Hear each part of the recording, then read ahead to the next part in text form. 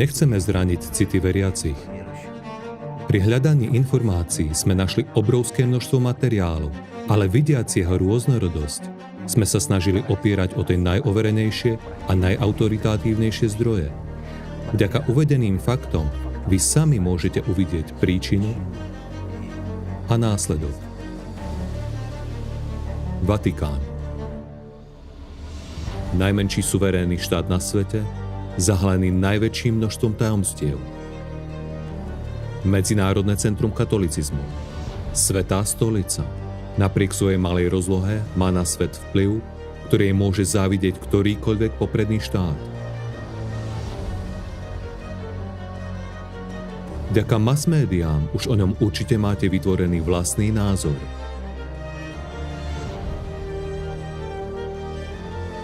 Možno dokonca hlboko úctivý postoj. Ale nakoľko je objektívny a čo za tým stojí, poďme sa pozrieť na fakty. Prišiel čas poodhaliť tajomstvá Vatikána. Dnes môžeme z oficiálnych zdrojov o Vatikáne získať nasledujúce informácie. Mesto Vatikán je trpasličí enklávny štát nachádzajúci sa na území Ríma. Nachádza sa tu sídlo najvyššieho cirkevného vedenia Svätej stolice. Svätá stolica to je centrum ekumenickej katolíckej cirkvi na čele s pápežom. On má právomoc zúčastňovať sa na tvorbe medzinárodných pravidiel, vstupovať do oficiálnych vzťahov so štátmi a medzinárodnými organizáciami ako subjekt medzinárodného práva. Svätá stolica považuje za jedno zo svojich poslaní nastolenie mieru, založeného na právnych základoch a rešpektovaní ľudských práv. Má diplomatické vzťahy so 179 krajinami a zúčastňuje sa na činnosti mnohých medzinárodných organizácií. Je tiež stálym pozorovateľom v OSN. Vatikán sa nachádza na Vatikánskom vrchu. Podľa jednej verzie dostala hora svoje meno na počesť etruskej bohyne smrti Vatiky. Podľa druhej verzie na tomto mieste etruskí vešci hlásali svoje proroctvá Vaticinácio. Na tomto mieste sa nachádzal aj Nerov cirkus, kde ako predstavenie pre ľud a cisára zomierali mučivou smrťou prví Kristovi nasledovníci, roztrhaní divými zvieratami. Na čele Svätej stolice stojí pápež. Uvedieme jeho tituly, úradné hodnosti a ministerstvá, ktoré zastáva. Biskup rímsky, námestník Ježiša Krista, nástupca kniežaťa apoštolov, veľkňaz celej cirkvi, patriarcha západu, primas katolíckej cirkvi v Taliansku, arcibiskup a metropolita rímskej cirkevnej provincie, zvrchovaný vládca štátu mesta Vatikán, sluha sluhov Božích, veľký pontifik.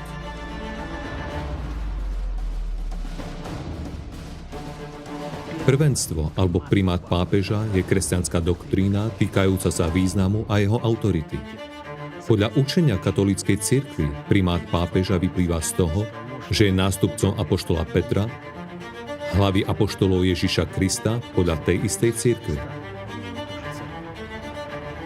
Tieto vznešené hodnosti a funkcie slúžia na zabezpečenie jeho dominantného postavenia nad všetkými ostatnými kresťanskými kňazmi. Mimochodom, v pravoslaví sa niektorí pápeži tiež považujú za svätých. Rímskemu pápežovi prináleží najvyššia kanonická apoštolská moc v cirkvi.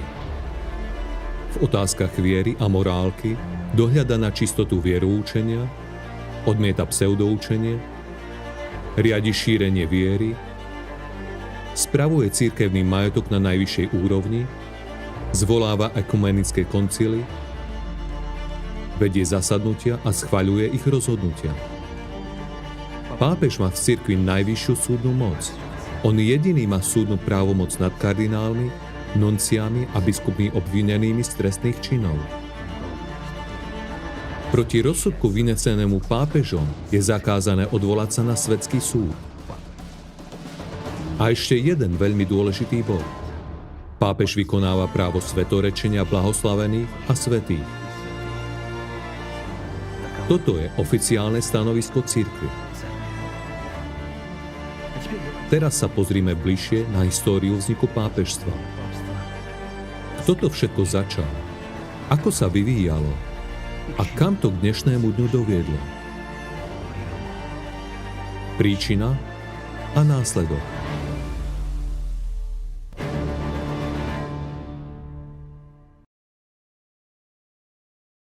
Všeobecne sa uznáva, že prvým pápežom bol Peter.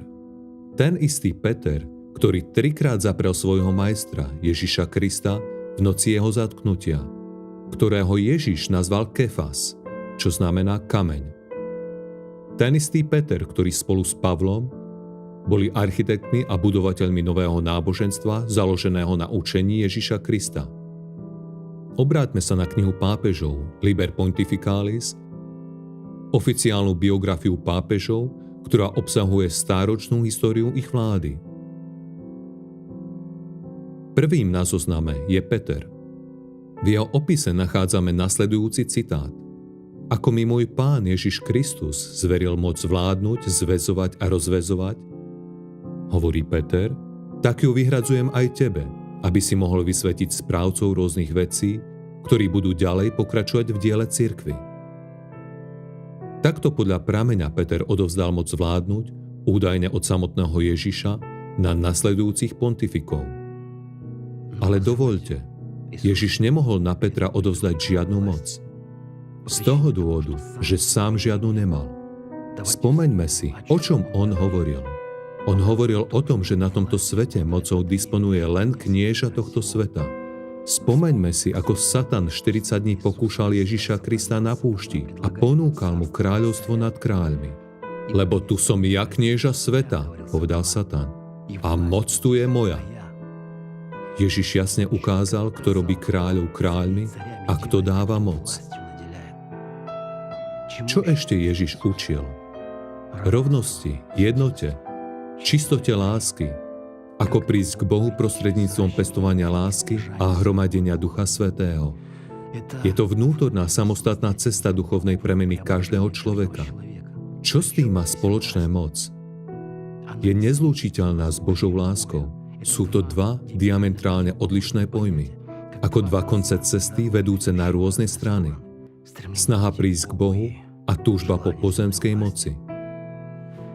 A voľba zostáva na človeku. Kam ísť.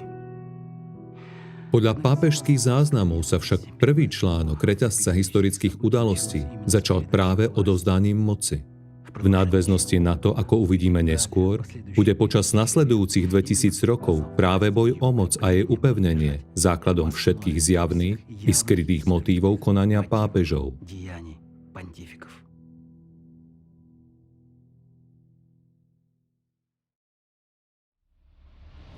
Akí boli pápeži počas 2000 rokov? Pápežská stolica priťahovala pozornosť všetkých, ktorí sa akýmkoľvek spôsobom stýkali s cirkvou. O stolicu sa bojovalo a zabíjalo, predávali ju a kupovali a okolo pápeža sa od nepamäti splietali intrigy. Po Petrovi za 2000 ročia zastávalo úrad najvyššieho pontifika 265 pápežov. Akí boli títo ľudia? Pri pohľade do minulosti nájdeme v prameňoch mnoho rôznych zmienok. Životy, legendy, stavby chrámov, majetkové otázky, buly, reformácie, nástupy na trón a zosadenia, spory, vojny, vraždy, sexuálne škandály a prípady poukazujúce na úplný morálny úpadok. A jedinou, jasne odlíšenou líniou ako niť, na ktorej sú navlečené všetky životopisy pápežov, vidieť neustály boj o vplyv, jeho upevňovanie a neustále usilovanie po najvyššej moci. Rovnako ako ani jediné slovo o Božej láske. Ako by samotná stáročná história pápežstva, bez toho, aby zakrývala svoje ohavné stránky, blahosklonne naznačovala, že aj pápeži sú ľudia a môžu mať svoje slabosti. Zostáva jediná nevyriešená otázka. Čo to má spoločné s nárokmi na svetosť? A o akú svetosť ide? Pri pohľade do histórie bije do očí niekoľko ohavných kapitol. Napríklad pápež Sergius III nariadil zaškrtenie svojich dvoch predchodcov. Benedikta IX nazývali diablom z pekla, ktorý prišiel v prestrojení za kňaza. Štefan VI zneúctil mŕtvolu svojho predchodcu. Pornokracia je jedným z najneslávnejších období v dejinách pápežstva. V tomto období viedli rímski pontifikovia roztopašný životný štýl pod vplyvom istej aristokratickej rodiny. Alexander VI mal povesť satanovho lekárnika. Za Klementa V. obzvlášť prekvitala Simónia. Jána XII. Cirkevný koncil obvinil z vraždy, svetokrádeže a incestu. Ján 22. začal hon na čarodeníkov a čarodenice. Ján 23. bol obvinený z pirátstva, vraždy, sodomie, incestu a ďalších zločinov. Zdokumentovaná je dokonca aj Gaštanová hostina, ktorá opisuje orgie v roku 1501. Sixtus IV. Povolil sodomiu a sám bol obvinený zo sodomie. Bonifác VIII. Povedal, že intímne vzťahy s chlapcami nie sú veľkým problémom. A tak ďalej.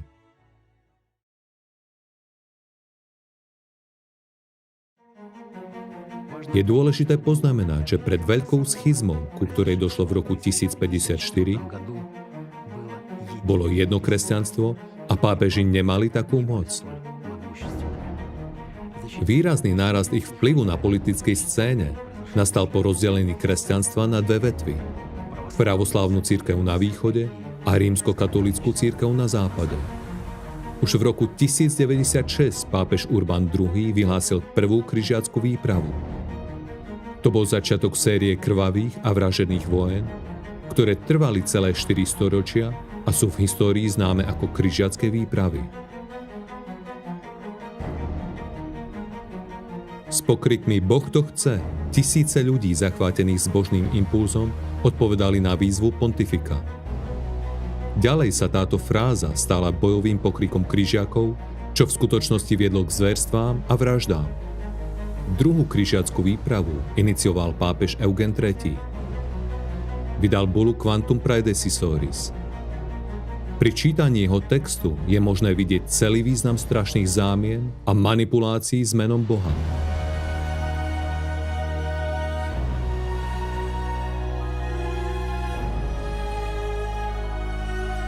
Tretiu, štvrtú, piatu križiackú výpravu tiež zorganizovali pápeži.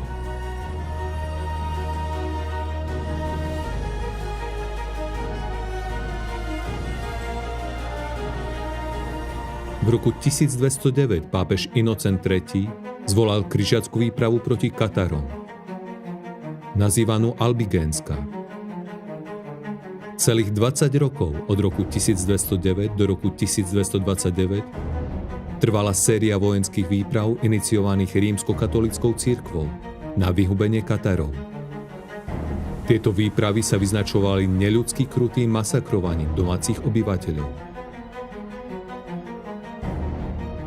Klasických križiackých výprav bolo 8, ale bojovné zanietenie katolicizmu v tých časoch sa prejavilo aj v iných vojenských akciách, ktorých celkový počet presiahol 20. Pokrývali obdobie až 4 storočí. A treba priznať, že práve svätí pontifikovia počas celého tohto obdobia zohrali kľúčovú úlohu pri rozpútaní nových vojen.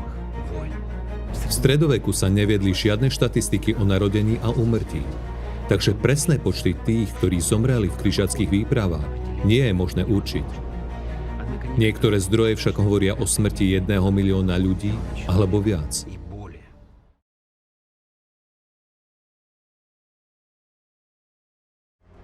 Святая Svätá inkvizícia. Len sa zamyslite nad významom týchto dvoch slov. Svetosť, život, láska, šťastie a inkvizícia, mučenie, bolesť, utrpenie, smrť. Ako sa to dá vôbec spojiť? V roku 1252 vydal pápež Inocent IV. Bulu Ad extirpanda. Oficiálne poverila inkvizíciu mučiť podozrivých z kacírstva. A bola zrušená až v roku 1816. Teda po 564 rokoch. Viac ako 5,5 storočia bola prax mučenia človeka oficiálne uzákonená. Uzákonená kým? Pýtam sa. Opäť najvyššími pontifikmi. Tými istými, ktorí sa povýšili do hodnosti svätých. Zástupcovia Ježiša Krista na zemi, ktorý mimochodom vo svojej dobe tiež podstúpil neľudské mučenie za to, že priniesol ľuďom poznanie Božej lásky a duchovnej slobody. Ako je to vôbec možné? Je ťažké to pochopiť, veď všetky tieto skutky sú v zásadnom rozpore s pravou svetosťou. Počty obetí inkvizície dodnes nie sú presne stanovené a veľmi sa líšia v závislosti od názorov bádateľa. Preto sa môžeme stretnúť s údajmi ako niekoľko desiatok tisíc, tak aj niekoľko miliónov ľudí. V tomto období tiež bolo zavraždených aj obrovské množstvo žien, ktoré boli obvinené z čarodejníctva a upálené na hranici. Obľudné stopy inkvizície sa dodnes zachovali v mnohých múzeách.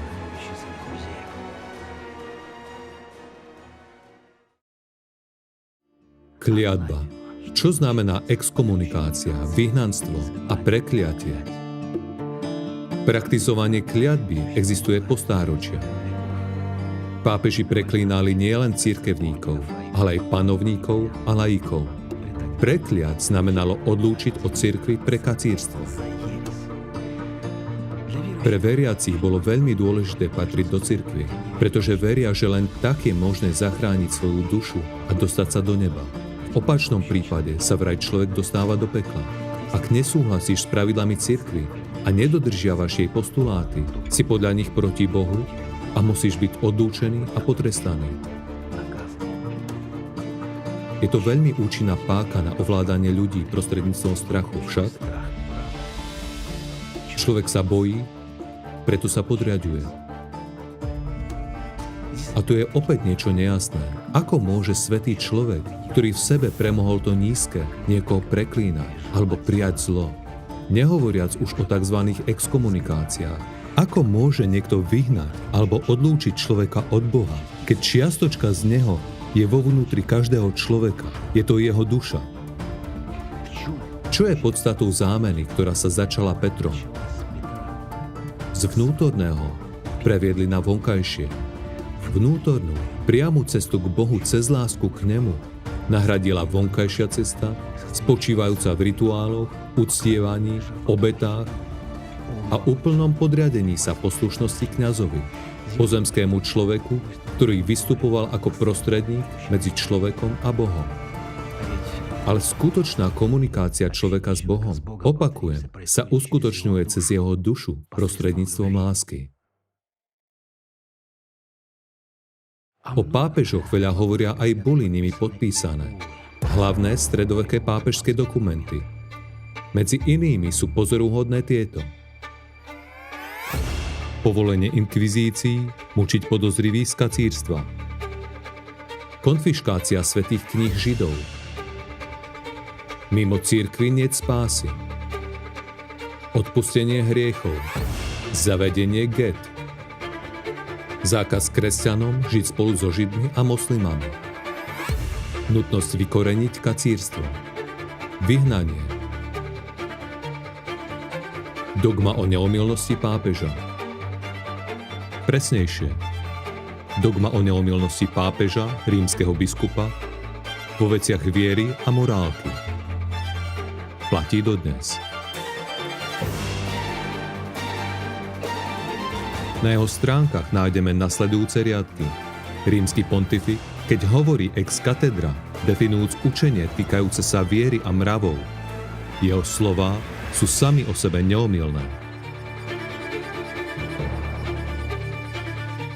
Môže sa zdravomysliaci človek zmieriť s takouto dogmou, ktorá pripisuje smrteľnému človeku vlastnosti Boha na zemi?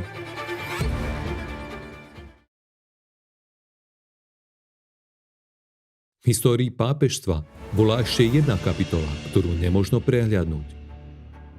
Odpustky. Pápežská listina o odpustení hriechov v katolíckej cirkvi, ktorá sa kupovala za peniaze. Tento papier sa dal kúpiť na odčinenie hriechov živých a dokonca aj mŕtvych. To znamená, že podľa pápežov sa v stredoveku od nich mohla kúpiť spása duše. Ak nazveme veci pravými menami, odpustky sú najväčším náboženským podvodom, aký kedy ľudstvo poznalo.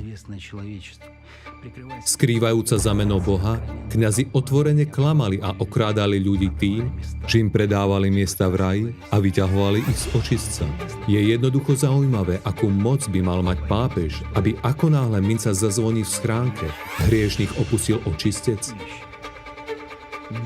Ani jeden smrteľník na zemi nemôže nikomu odpustiť. Ani jeden. Ani ten najmenší hriech. Je to nemožné. A to je potrebné vedieť. Nedáva to zmysel však? Ako by vôbec mohlo niečo také byť? Vojny, mučenie, vraždy, podvody, kliatby, kupovanie si miesta v raji. Povedia, temné časy? Dobre, čoskoro sa dostaneme k súčasnosti.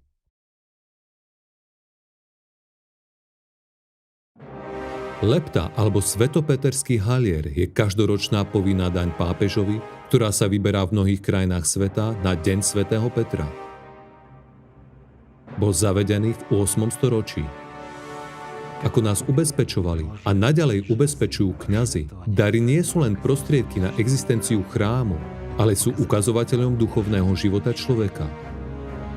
Súčasná cirkevná daň má svoj pôvod v Petrovom halieri.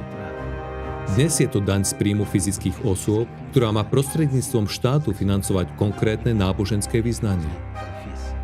Existuje v mnohých krajinách. Mnohí ju platia a ani o tom nevedia. Navyše v niektorých štátoch je táto daň vyslovene povinná. Napríklad nemecká katolícka cirkev nie tak dávno vydala dekret, ktorým vlastne uzákonila exkomunikáciu tých, ktorí odmietajú platiť cirkevnú daň. Katolíci sa nemôžu zúčastňovať na cirkevných obradoch, spovedať, prijímať sväté prijímanie a stať sa krstnými rodičmi. Ako sa hovorí, kto neplatí, nie je veriaci. Zaplať daň a spokojne ver. Chcel by som ešte osvetliť jednu schému, ktorá sa opakuje od vekov k vekom a o ktorej zrejme málo kto vie. Prečo sa náboženstvo stávalo štátnym? Aký to malo zmysel, dôvod a čo za tým stojí? No ide o to, že vládca rokuje s náboženským kňazom o vzájomne výhodných podmienkach. Vládca získava uznanie svojej autority a výmenou za to zaručuje cirkvi ochranu, bohatstvo a moc. Náboženstvo získava štátny status. To znamená, že celé obyvateľstvo krajiny sa môže slobodne premeniť na jej stádo a tak zabezpečiť cirkvi solidný príjem. Okrem toho výstavbu kostolov, starostlivosť o ich blaho teraz preberá štát, čo znamená, že peniaze na tieto potreby pochádzajú zo štátnej pokladnice. Z daní, ktoré platíme. Týmto spôsobom vláda zvyšuje a posilňuje autoritu duchovných tým, že im dáva vysoké postavenie v spoločnosti. A všimnite si, že cirkev je vždy oslobodená od daní. Patrí pod ochranu štátu a keď sa objavia neposlušní ľudia, cirkev nerobí žiadne okolky a problémy rieši pomocou štátnych trestných orgánov. Všetko sa stalo oveľa jednoduchšie. Ak nesúhlasíš s politikou cirkvi, si kacír. Ak nie si s nami, si proti nám. A teda proti Bohu. Táto schéma sa v histórii našej civilizácie opakovala mnohokrát a funguje dodnes. Prejavila sa aj v roku 1929, keď bola podpísaná Lateránska dohoda medzi Svetou stolicou a talianskym premiérom Benitom Mussolinim. Práve vtedy boli vymedzené hranice územia mästského štátu Vatikán. O vzťahoch medzi Vatikánom a nacistickým Nemeckom v prvej polovici 20. storočia môže porozprávať konkordát, dohovor prijatý v roku 1933. Stanovil určité vzájomne výhodné dohody. Môžeme tiež citovať Franza von Pappena, nemeckého štátnika a politika, ktorý sa zúčastnil na podpísaní tohto dohovoru. Tretia ríša, povedal, je prvou mocnosťou na svete, ktorá nielen uznáva, ale aj uvádza do praxe vysoké princípy pápežstva. A chorvátsky kardinál Alojzije Stepinac dokonca považoval Hitlera za Božieho posla. Pozoruhodné je aj vyhlásenie brigáde Führera SS Waltera Schallenberga. Vo svojich memoároch spomína: Himmler mal najlepšiu a najväčšiu zbierku kníh o jezuitskom ráde. Celé roky študoval po nociach túto obrovskú knižnicu. Preto vybudoval organizáciu SS na princípoch jezuitského rádu. Opieral sa pritom o stanovy rádu a spisy Ignáca z Loyoli. Najvyšším zákonom bola absolútna poslušnosť. Bezpodmienečná poslušnosť akémukoľvek poriadku. Štruktúra vedenia SS bola podobná hierarchickému systému katolíckej cirkvi. Aký bol vzťah medzi Vatikánom a Hitlerom počas druhej svetovej vojny? Na túto otázku neexistuje jednoznačná odpoveď. Kontroverzia neutícha. Čo však pápež Pius XII určite neurobil? Otvorene neodsúdil holokaust, vyhľadzovanie Židov v koncentračných táboroch.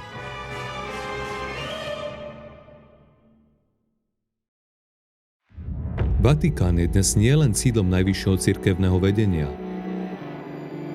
ale aj mnohomiliardovým koncernom s vlastnou bankou, s dobre rozvetvenou sieťou tajných služieb, so 100 000 katolíckych farností, s nehnuteľnosťami po celom svete, s množstvom podriadených rádov vo vnútornej štruktúre a kolosálnym vplyvom vo veľkej politike.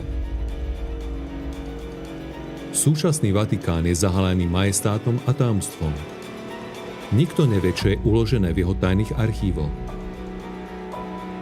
Dokonca aj odhady jeho majetku sa minimálne niekoľkonásobne líšia. Seriózni znalci uvádzajú sumy od 1 do 6 miliárd eur. Ak by sa dalo seriózne hovoriť o hodnote kultúrnych pokladov vatikánskych múzeí a knižníc, bolo by to najmenej 500 miliárd dolárov. V médiách sa spomína informácia, že Svätá stolica vlastní približne 5000 nehnuteľností po celom svete. Historik barón Avro Manhattan vo svojej knihe Miliardy Vatikánu, vydanej v roku 1983, uvádza niekoľko zaujímavých faktov o pápežských investíciách.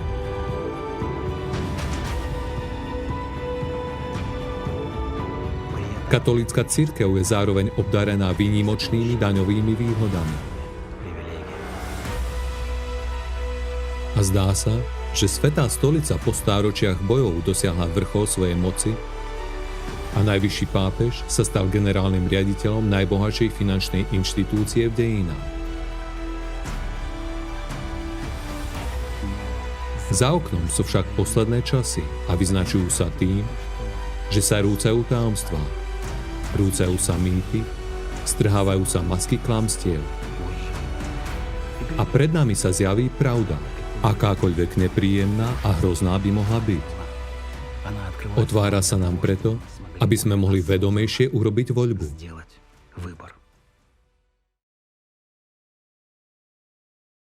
V dnešnom svete sa pojmy Vatikán a škandál stali takmer synonymami. Za posledných 40 rokov s rozvojom mass-médií a internetu sme boli svedkami mnohých škandalóznych udalostí, ktoré sa úplne vymykajú posvetnému obrazu Vatikánu a pápeža, ktorý sa navnúcuje. Odteraz nikto nešetrí na hlasných škandalóznych titulkoch. Akú hodnotu majú homosexualita,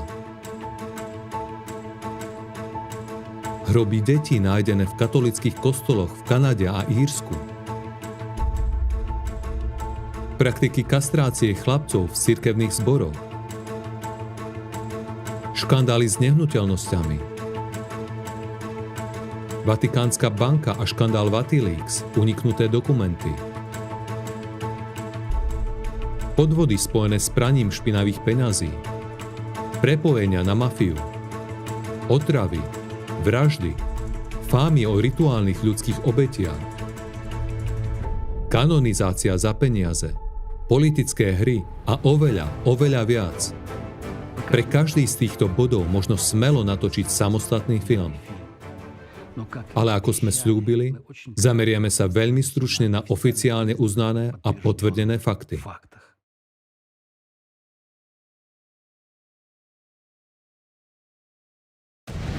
Vatikánska banka sa od roku 1942 nazýva Inštitút pre náboženské záležitosti IOR. Samotná banka je záhadou. Zostáva jednou z najtajnejších finančných inštitúcií na svete.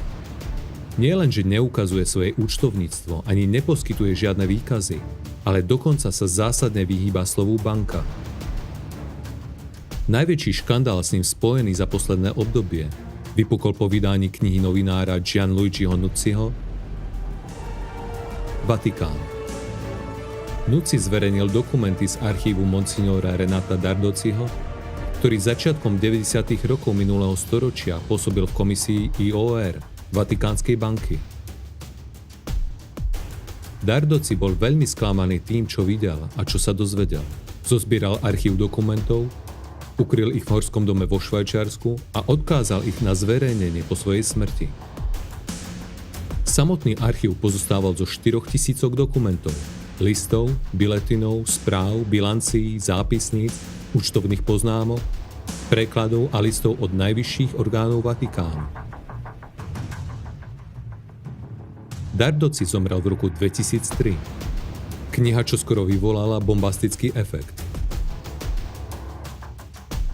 Poskytnuté dokumenty ukázali, že banka bola prepojená s mafiou, nelegálne financovala politickú stranu a podielala sa na úplatkárskych podvodoch.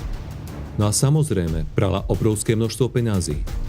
Vatikánska banka mala celú plejádu finančných a podnikateľských aktivít.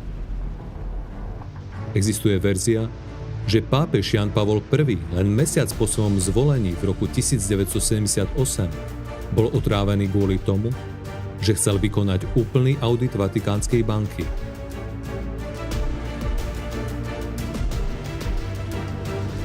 V katolicizme o tom, kto bude po smrti svetorečený, rozhodujú špeciálne komisie a rozhodujúci hlas pápeža. Zásluhou pápeža sa svätým môže stať každý. Stačí sa pozrieť na zoznam svätých, kanonizovaných samotným Františkom počas jeho pontifikátu od roku 2013. Pápež za 9 rokov kanonizoval 911 svätých. Skutočná továreň na svätých. Ešte smutnejšie je, keď zistíš, že proces kanonizácie vo Svätej stolici je s najväčšou pravdepodobnosťou speňažený. Gianluigi Nucci vo svojej novej knihe Obchodníci v chráme dvíha závoj tajomstva nad finančným pozadím tohto procesu. Podľa neho musí kandidát na blahorečenie ako prvý krok zaplatiť 50 000 eur plus 15 000 na dodatočné výdavky. Priemerný poplatok za celý viacstupňový proces je 500 000 eur, kam spadajú aj úplatky pre duchovných, ktorí rozhodujú o tom, či je kandidát hodný kanonizácie. Tu sa hovorí o tom, že rekordné výdaje dosiahli 750 000 eur. Na chvíľu sa však zastavme. Čo to znamená? Človek na zemi zaraďuje niekoho medzi svätých. Pokúsme sa situáciu trochu objasniť. Svätým sa človek stáva vtedy, keď je naplnený Duchom Svätým. Je to výsledok usilovnej, dlhej a spravidla dlhoročnej práce na sebe. Je to poznanie seba samého, podmanenie si svojej živočíšnej podstaty, kontrola vedomia, disciplína myšlienok a predovšetkým dosiahnutie Ducha Svätého. Pestovanie vnútornej lásky. Práve o tom hovoril Ježiš. O tom hovorili praví svätí. Je to výsledok služby duchovnému svetu. Je to vnútorná hlboká premena človeka počas života, vďaka ktorej dochádza k duchovnému oslobodeniu z otroctva hmoty. Za žiadne peniaze sa to nedá kúpiť. Za akúkoľvek zásluhu pre náboženské organizácie to nie je možné získať. Namiesto toho sa však naďalej stretávame s titulkami popredných svetových médií, čo spôsobuje, mierne povedané, prekvapenie. Mnohí z tých, ktorí verne slúžili pápežstvu, si vyslúžili svetorečenie. Ich mená boli vyrité do kameňa, ich podobizne boli vytesané do mramoru alebo zobrazené na ikonách. Ich pamiatka bola zachovaná pre úctu budúcich generácií. Tí z vás, milí diváci, ktorí viete, čo je to meno a obraz a čo je to uctievanie zosnulých, dobre pochopia, čo som práve povedal a o akej továrni na svätých tu hovoríme. No a pre tých, ktorým sa naše argumenty ešte stále zdajú nepresvedčivé a predpojaté, na záver navrhujem otvoriť ešte jednu kapitolu z dejín vyššieho katolíckeho kléru.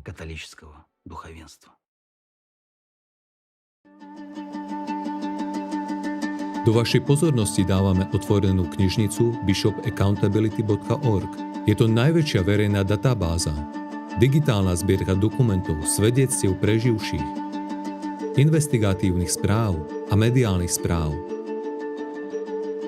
Bola založená v roku 2003. Pokrýva obdobie od roku 1950 až po súčasnosť.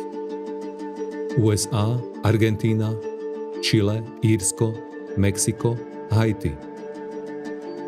Celá ich zbierka vrátane spisov, ktoré sa chystajú zverejniť, má 1,5 milióna strán.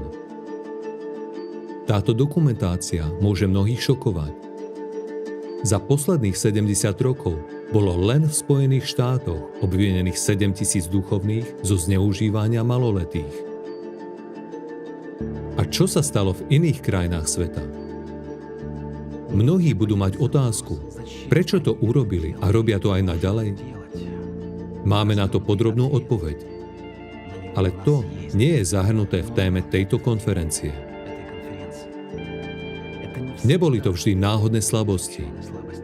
Stáli za nimi rituály, honba za silou a mocou. Kde sú tieto deti? Ako dopadol ich osud v dospelosti? Milujú Boha aj potom? Príčina a následok. Dnes sme svedkami následku. Možno si mnohí pri pozeraní tohto filmu položili otázku, prečo sme obraz prezentovali tak jednostranne? Zvýraznili pápežstvo v negatívnych farbách, vybrali a ukázali len do očí bijúce historické fakty. Poprvé preto, že práve oni sú na očiach.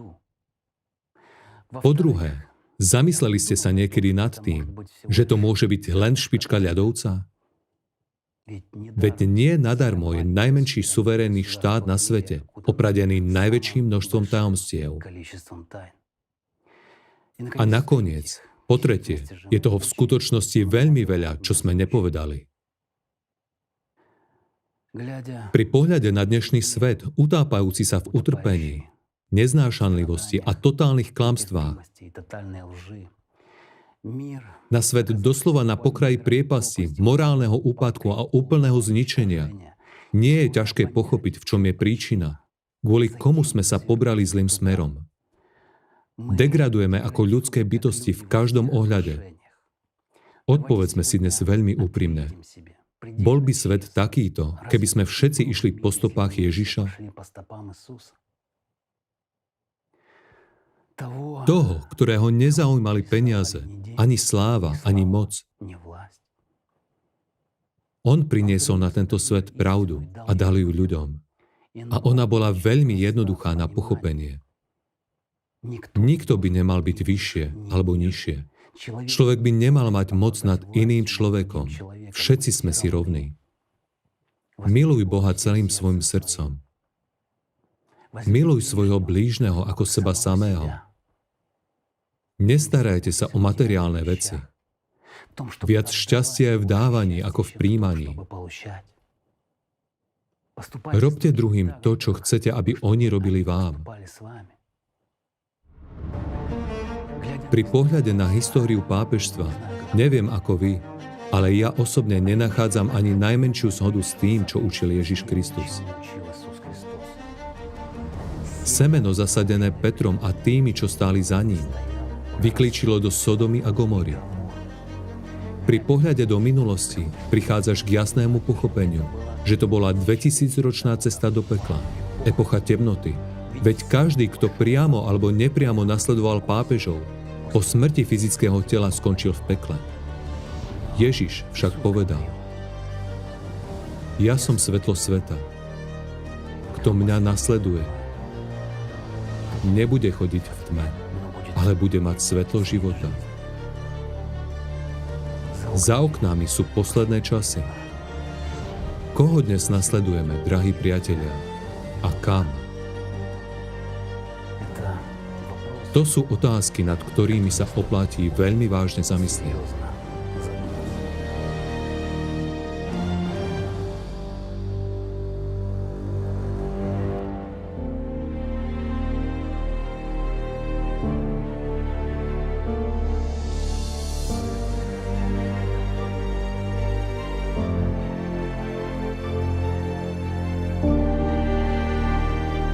Vážení diváci, z dôvodu zvýšenej cenzúry bolo z YouTube odstránených mnoho našich kanálov a zvyšné sú ohrozené. Kliknite na odkaz v popise a prihláste sa na odber nášho kanála na platforme na hosťovanie videa Rumble. Tam budú zverejnené všetky najnovšie správy vrátane informácií, o ktorých je zakázané diskutovať na YouTube. Kliknite na odkaz, aby ste zostali neustále v spojení. Sledujte nás aj na Telegrame, aby ste dostávali najaktuálnejšie správy a informácie o udalostiach. Vážime si vašu podporu.